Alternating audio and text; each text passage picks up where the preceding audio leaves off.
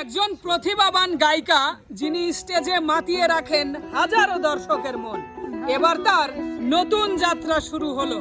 সোনিয়া সরকার, যার গানে আছে আবেগ, সুর আর এক অনন্য আবেদন, তাকে জানা ও চিনতে সবাই প্রস্তুত হন। সোনিয়া সরকার, জি ভাইয়া, আপনি কেমন আছেন? আলহামদুলিল্লাহ, আপনাদের দোয়াতে আলহামদুলিল্লাহ ভালো আছি। আচ্ছা, এই যে আমরা আপনার গান পছন্দ করছি যেভাবে, এভাবে কি আপনার স্টেজে যারা দর্শক থাকে তারা পছন্দ করে?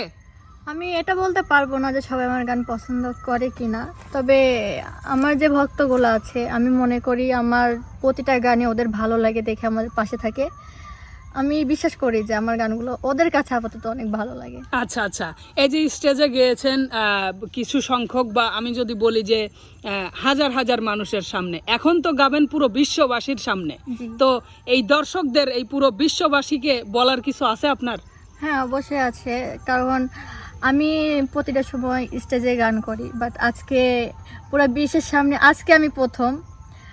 তো সবাই আমি যে গানগুলো গাচ্ছি, আমার গানগুলোর সাথে থাকবেন।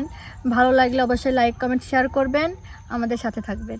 আচ্ছা আচ্ছা, ধন্যবাদ। তো এখন সে শোনাবে তার কিছু সুন্দর সুন্দর গান। আশা করছি আপনারা শুনবেন এবং তাকে ভালোবাসা দিবেন।